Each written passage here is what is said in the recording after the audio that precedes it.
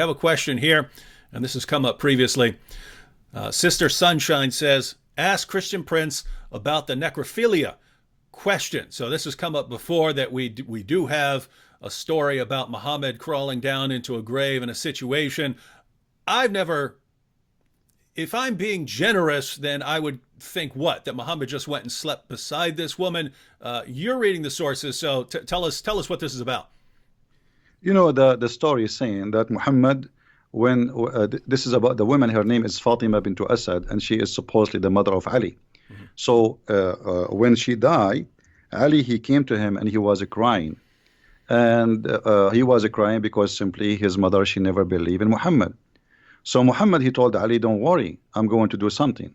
Muhammad, he went to the grave, and the women, she have nothing, because, you know, when the Arab before Islam, they have the same tradition. They make the person, you know, naked, and then they they put them in the grave. They warp them with a sheet. There's no like a coffin. It's a sheet. They put them in the grave, and then Muhammad, he took his clothes, and he lay down with her in the grave. And why? According to Muhammad, the Arab who was watching, they said to him, whenever you came with something nobody did before you, why you are doing that? He says, because I want to make the pressure of the grave lighter on her. Now, the story doesn't say that Muhammad did anything wrong, but Muhammad, he took off his clothes and he lay down with a dead woman she's wearing nothing. And the excuse is to light the pressure on her grave. But this is contradiction for the Quran, because the Quran says you pray for them or you don't pray for them, Allah will not forgive them. They are kuffar. So how, if Muhammad, he lay down in the grave, the pressure of the grave will be less? This is silly. So Muhammad here is either he is a mentally ill, you know, and you know, he wanna give himself like I can make even the one who go to hell suffer less even after he die, which is stupid to say, because you are just a prophet, you are not God. And the pressure of the grave, what does that mean? It's silly, stupid too. So I don't understand really why he did that, and I don't see it. It was really sexual, as it was like something crazy and stupid. You know, I wasn't there to say it was sexual. I can say it is something from somebody he have a mental illness. Mm-hmm. Yeah, and it's so whether he had sex with her dead body or not, it's just weird. No matter what the situation is, it's just a weird thing. Yeah, the Arab, they said that to him right away. They said to him, you did something nobody did before you. What is that? You know? Mm-hmm. So he explained to them that he is you know, he is trying to make the pressure of the grave less, and this is false. Isn't it Muhammad who says that he asked Allah for forgiveness for his mother and Allah he reject? Mm-hmm. So if his mother, he could not, you know, bring mercy for her, how about the mother of somebody else? Mm-hmm. And CIN says, I have a question.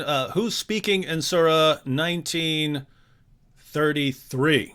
So that's a famous verse of Jesus. So I guess they want you to talk about 1933. That's a famous verse because Jesus talks about the day he's raised to life. So I'll go ahead and read the verse, and then Christian Prince can comment on it. So this is Jesus speaking here. He says, and peace on me on the day I was born, and on the day I die, and on the day I am raised to life. So why would that be an interesting verse? You know, because here he says that peace on me when the day I'm born and the day I die. And, you know, Muslims, they say that Jesus is still alive. Mm-hmm. So when that day of peace is going to be upon Jesus, according to Muhammad, he will come back and he will stay in earth in the judgment day for 40 days only, and then he will die. And what peace on me in the day I die mean? I mean, it doesn't make sense. I mean, death is death. If there's a peace, I mean, what does that mean? So Muhammad, he say things nobody understand, and this is why Muhammad in chapter 5 verse 101 said, ask no questions, because verse number 102 it says, why not? Because if you do, you will leave Islam. Mm-hmm. So ask no questions. I say things nobody knows what it means. It's including me. Now, if Jesus is going to come in the judgment day, shouldn't we ask the Muslims why? Why? Mm-hmm. Why not Muhammad? Muhammad is the last prophet. Why Allah did not? Muhammad was killed by poison. Why Allah he saved Jesus from a cross? He did not save Muhammad from the poison. So all the questions, the second you ask a question about Muhammad or about Jesus in Islam, everybody go in trouble and they have no answer, and they will say to you, Allah knows best. And this is the best answer they can give it to you. Allah knows best. Mm-hmm.